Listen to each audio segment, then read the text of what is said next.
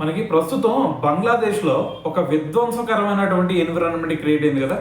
అయితే అక్కడ ఇటువంటి అల్లర్లు క్రియేట్ అవడానికి అసలు రీజన్ ఏంది, దాని వెనకమాల ఎవరు కారణం, అసలు ఏం జరుగుతుంది అక్కడ, దీని గురించి క్లియర్ కట్గా ఈ వీడియోలో మాట్లాడేద్దాం. అయితే దానికంటే ముందు మీ అందరికి కూడా ఒక వ్యక్తి గురించి తెలియాలి. ఎవరు భయ ఆ వ్యక్తి అంటే ఒస్మాన్ హదీ. అయితే ఇతని స్పెషాలిటీ ఏంటంటే, అంతకుముందు షేక్ హసీనా అక్కడ ప్రైమ్ మినిస్టర్గా ఉండి మరి మధ్యలో మన ఇండియాకు వచ్చి తలదాచుకోవడానికి రీజన్ కూడా వన్ ఆఫ్ ద రీజన్ అతననే చెప్పాలి. దాంతోపాటు ఇంకో స్పెషాలిటీ ఏందో తెలుసు, అతనిలో మన ఇండియా మీద ఎప్పుడు కూడా దుష్ప్రచారం చేస్తూ ఉంటాడు. అంటే రీసెంట్గా చెప్పాలంటే కొన్ని పోస్టులు కూడా పెట్టాడు.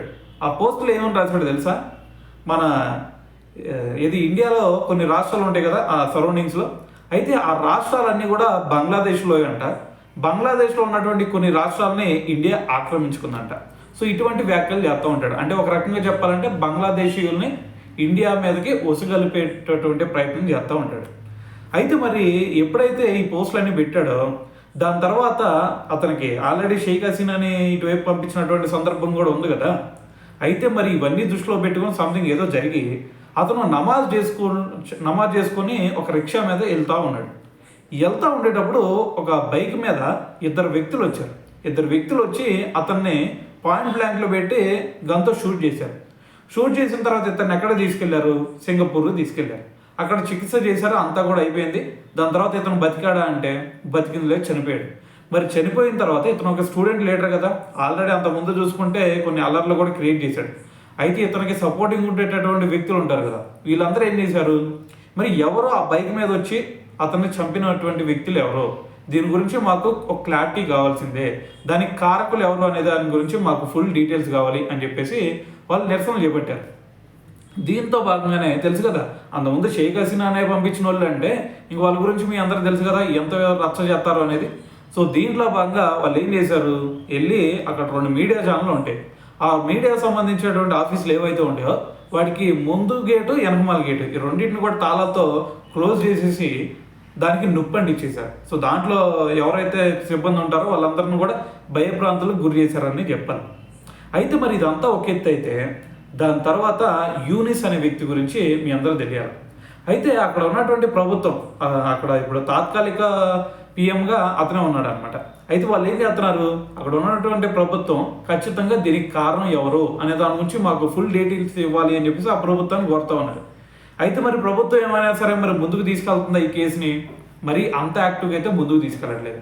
అయితే దాంతో వాళ్ళందరూ కూడా ఒక డౌట్ అరైజ్ అయింది, అరే దీన్ని పోస్ట్ మార్టంగా అది పోస్ట్ మార్టం చూస్తేనేమో ఒక ఇన్సిడెంట్ వెలుగులోకి వచ్చింది. ఏంటది, దగ్గర పెట్టి బుల్లెట్ని కాల్చారు అని చెప్పేసి మరి ఆ పోస్ట్ మార్టంలో తెలియడం జరిగింది. మీరు ఒకటి అర్థం చేసుకోండి, ఎవరైనా సరే వెనకమాల ఎటువంటి సపోర్ట్ లేకుండా ధైర్యంగా వచ్చి ఒక వ్యక్తిని మరి బ్లాంక్లో పెట్టి మరి చంపేస్తారా, కాల్చుతారా? ఖచ్చితంగా ఆ ధైర్యం చాలామందికి ఉండదు. మరి ఆ ధైర్యం చేశారు అంటే ఖచ్చితంగా వెనకమాల ఒక సపోర్ట్ అయితే ఖచ్చితంగా ఉండేది. ఆ సపోర్ట్ ఎవరిదై ఉండొచ్చు, అక్కడ ఉన్నటువంటి ప్రభుత్వం సపోర్ట్ అయితే ఖచ్చితంగా ఉండొచ్చు అని చెప్పేసి వాళ్ళ అభిప్రాయం. అయితే దీంతో పాటు ఇంకోటి ఏంటంటే వాళ్ళకి డౌట్, మరి కేసులు చూస్తుంటేనేమో అక్కడ యూనిస్ ప్రభుత్వం ముందుకు తీసుకెళ్ళట్లేదు, అక్కడ చూస్తుంటేనేమో అల్లర్లు అదే విధంగా కొనసాగుతూ ఉన్నాయి. మరి దీని అంతటికీ రీజన్ ఖచ్చితంగా యూనిస్ ప్రభుత్వం కూడా అయ్యి ఉండొచ్చేమో అని చెప్పేసి వాళ్ళ అభిప్రాయం అనమాట.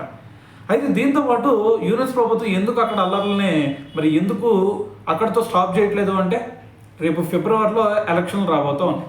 ఆ ఎలక్షన్లు వచ్చినాయి అనుకోండి, ఆటోమేటిక్గా అది టెంపరీగా పెట్టుకున్నటువంటి పిఎం అతను అక్కడ ప్రజల చేత ఎన్నికైనటువంటి వ్యక్తి కాదు. ఎందుకంటే హసీనా ఇటువైపు వచ్చింది కాబట్టి అక్కడ పరిపాలన చేయడానికి ఒక వ్యక్తి కాబట్టి కావాలి కాబట్టి అందుకని యూనిస్ని పెట్టారు. మరి ఇప్పుడు యూనిస్ రేపు ఫిబ్రవరి వచ్చిందంటే ఆటోమేటిక్గా ఎలక్షన్లు వస్తాయి, ఎలక్షన్లు వచ్చిందంటే ఇతను పదవి పోయిద్ది, వేరే వ్యక్తి రావాల్సి ఉండేది.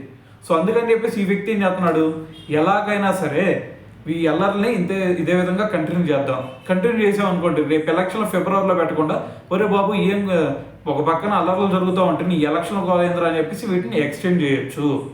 సో దానివల్ల ఇతనికి ఆ పిఎం పోస్ట్ ఏదైతే ఉండేదో అది ఇంకా ఎక్స్టెండ్ అయ్యింది, ఇంకా ఎక్కువ కాలం ఆ పదవిలో ఉండొచ్చు అనే రీతిలో కూడా అతను ఆలోచించి ఉండొచ్చు. అందుకని చెప్పేసి ఈ ఒస్మాన్ హదీ వాళ్ళ బ్రదర్ ఎవరైతే ఉంటారో అతను ఒమర్ హదీ అనుకుంటా అతని పేరు. అయితే అతను ఏమంటున్నాడు, యూనిస్ గారు మీరు ఒకటి గుర్తుపెట్టుకోండి, మీరు దీని గురించి ఒక క్లారిటీ ఇవ్వమన్నా ఇవ్వట్లేదు. ఈ అల్లర్లు ఏమన్నా ఆపుతున్నారా అంటే దీన్ని కూడా ఎక్కడో కూడా మీరు ఆపట్లేదు. కాబట్టి ఒకటే గుర్తుపెట్టుకోండి, అంతకుముందు మేము షేక్ హసీనాను కూడా ఇటువంటి చర్యలు చేస్తూ ఉంటే షేక్ హసీనాను కూడా ఇక్కడ నుంచి పంపించేసాం. సో మీకు కూడా ఆ రోజులు త్వరలోనే వస్తాయి, గుర్తుపెట్టుకోండి అని చెప్పేసి ఒక వార్నింగ్ ఇచ్చాడనమాట. అయితే మరి ఇదంతా ఒక ఎత్తు అయితే, దాని తర్వాత అంతకుముందు ఒక ఇన్సిడెంట్ జరిగింది. ఏంటది? ఒక ఇండస్ట్రీలో ఒక ఇద్దరు వ్యక్తులు, ఒక వ్యక్తి మన హిందూ వ్యక్తి, ఒక వ్యక్తి ముస్లిం వ్యక్తి. అయితే వాళ్ళిద్దరి మధ్య ఏదో నార్మల్ మ్యాటర్లో గొడవ వచ్చింది. అయితే అక్కడ ఆల్రెడీ అక్కడ ఉన్నటువంటి బంగ్లాదేశీయులు ఈ మతపరంగా కొంచెం విద్వేషంలో ఉన్నారు. ఇది హిందువులు మరి మన దేశాన్ని ఆక్రమించేస్తున్నారు, దాని తర్వాత వాళ్ళలో ఉన్నటువంటి కొన్ని స్టేట్లు కూడా మన దేశంలో ఏ భాగం అని చెప్పేసి ఈ రకంగా కొన్ని విద్వేషాలు ఉంటాయి కదా, అటువంటి విద్వేషాలని వాళ్ళలో రెగ్గొట్టి దాని తర్వాత ఇది హిందూస్ అంటేనే ఒక యాంటీ లాగా వాళ్ళు క్రియేట్ చేశారు. సో దీంతో పాటు అక్కడ ఉన్నటువంటి ఇద్దరు వ్యక్తుల మధ్య గొడవ ఏర్పడింది కదా, ఒక హిందూ వ్యక్తి, ఒక ముస్లిం వ్యక్తి. అయితే ఆ ముస్లిం వ్యక్తి ఏం చేశాడు, ఈ హిందూ వ్యక్తి అది పర్సనల్ గొడవను కూడా ఇతను మన మతాన్ని ఏదో అన్నాడు అని చెప్పేసి క్రియేట్ చేసేసరికి అక్కడ ఉన్నటువంటి ఎవరైతే వీళ్ళందరూ ఉన్నారు కదా మతోన్మాదులు, వాళ్ళందరూ కూడా ఏం చేశారు, మా వాళ్ళని అంటావా మమ్మల్ని అంటావా అని చెప్పేసి దీన్ని అలుసుగా తీసేసుకొని అతన్ని అందరూ చూస్తుండగా ఒక చెట్టు కట్టేసి, మరి ఒక హైవే మీద చెట్టుకు కట్టేసి సజీవ దహనం చేశారు. సో దీన్ని బట్టి అర్థం చేసుకోండి ఎంత దారుణమైనటువంటి పరిస్థితి అక్కడ ఉంది హిందువులకి అనేది. సో దీంతో పాటు అంతకుముందు కూడా ఇది ఒక ఫస్ట్ కాదు, హిందువుల మీద అంతకుముందు చాలా అటాకులు జరిగినాయి. ఈవెన్ చెప్పాలంటే హిందువులు ఇళ్లను ధ్వంసం చేశారు, ఇంకా చెప్పాలంటే దేవాలయాలని ధ్వంసం చేశారు, కొన్ని హిందువుల ఇళ్లకి నిప్పండించినటువంటి సందర్భాలు చూసాం. ఇవన్నీ కూడా జరుగుతూనే వచ్చినాయి. అయితే దీంతో పాటు మరి ఇంత రచ్చ జరుగుతూ ఉంటే మరి అక్కడ ఉన్నటువంటి పోలీసులు వీళ్ళందరూ ఏం చేస్తున్నారు భయ్యా అంటే, ఈ వ్యక్తి ముందు పోలీసులను ఆశ్రయించాడు, నాకు ఈ విధంగా జరగబోతుందని చెప్పేసి. అయితే ఆ పోలీసులు వాళ్ళే పనిగొట్టుకొని వీళ్ళకి అప్పచెప్పినటువంటి సిచ్యువేషన్ చూసాం. అయితే మరి ఏ పోలీసులు అయినా సరే ఎక్కడైనా సరే ఒక వ్యక్తి ఇబ్బందుల్లో ఉన్నాడంటే అతనికి రక్షణ కల్పించడం వాళ్ళ మెయిన్ డ్యూటీ. కానీ ఇక్కడ చూసుకుంటే వాళ్ళు మరి వాళ్ళ డ్యూటీని చేశారా? లేదు. ఆ వ్యక్తిని వీళ్ళకి అప్పచెప్పారు. సో దీనివల్ల అతను చనిపోవడం జరిగింది. సో మరి ఇప్పుడు ఒక్కసారి ఆలోచించుకోండి, వాళ్ళ ఫ్యామిలీ పరిస్థితి ఏంది? ఈ విధంగా ఒక వ్యక్తిని చంపేశారు అంటే అందరు కలిసి, మరి వాళ్ళు మరి ఎవరిని ఆశ్రయిస్తారు?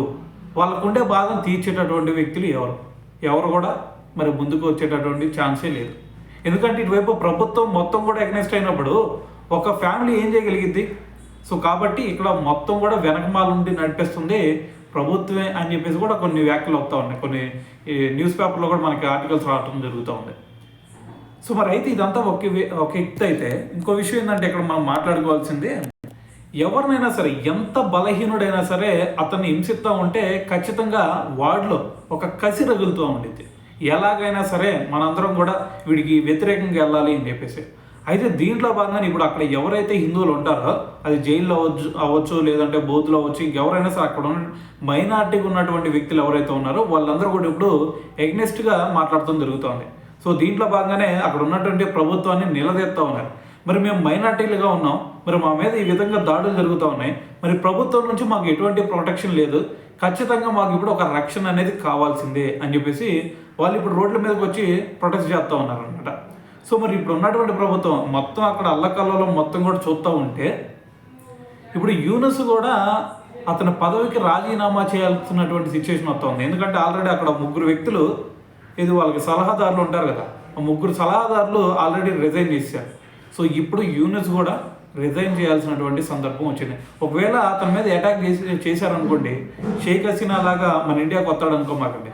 ఎందుకంటే అతను అంతకుముందు ఇండియా మీద కొన్ని వ్యాఖ్యలు చేశాడు.